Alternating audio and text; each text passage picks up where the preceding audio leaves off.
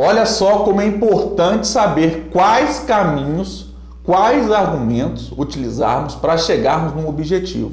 Vou lhe dar um caso aqui: crime de trânsito, acidente de trânsito que gerou vítima.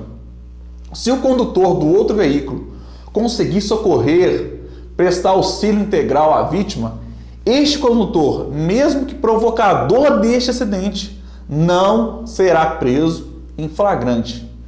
Entretanto, se chegar populares com raiva dele, nervos à flor da pele, e naquele momento ele não conseguir prestar socorro, ele pode sair do local, ligar para o policial, ligar para o socorro médico, para o bombeiro, explicar a situação: olha, eu tentei socorrer, não consigo, tem populares no local, portanto estou ligando para socorro técnico no local para socorrer a vítima. Eu sou fulano de tal e o acidente aconteceu dessa forma. É muito importante frisar na ligação o que ocorreu, porque mesmo que você não consiga fazer o socorro, prestar o socorro em razão dos populares que estavam no momento, tente fazer isso de forma técnica, por ligação, fazer o que tiver ao seu alcance, certo? Dessa forma, o artigo 301 do Código de Trânsito Brasileiro, ele prevê que não terá flagrante nessas hipóteses.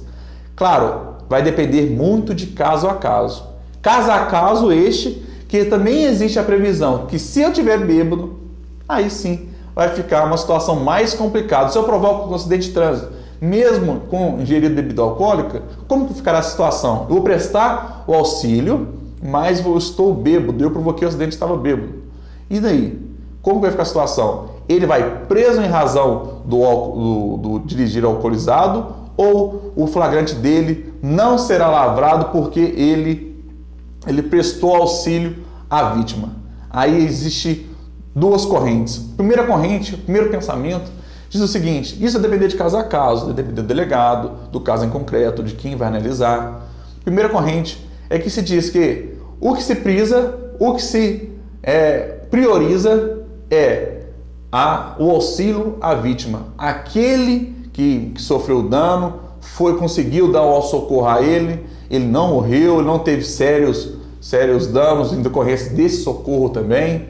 Portanto, mesmo que alcoolizado, o flagrante não será lavrado e responderá ao processo em liberdade, por exemplo. Ou, se depender da situação, da conduta dele após o acidente, ele pode ter mesmo responder o processo preso, mas por outras circunstâncias, certo? Mas existe outra teoria, outra tese, outro pensamento que diz que, como ele estava bêbado, alcoolizado, mesmo que preste socorro, que é uma obrigação, e a omissão do socorro também é o crime, portanto é obrigado que ele preste socorro, ele pode prestar o socorro, mesmo assim terá a sua prisão em flagrante decretada em razão de estar dirigindo alcoolizado. Aí fica o questionamento, o caso a caso. Por isso é que é bom saber aonde vamos buscar os argumentos, porque nem tudo que se diz a prisão preventiva, a prisão em flagrante, crimes, estão lá no Código Penal, no Código de Processo Penal. Isso está lá no Código de Trânsito Brasileiro, artigo 301, 306, salvo engano. E tudo vai depender de caso a caso, analisar, trazer provas, testemunhas. Isso é de suma importância para conseguir a liberdade.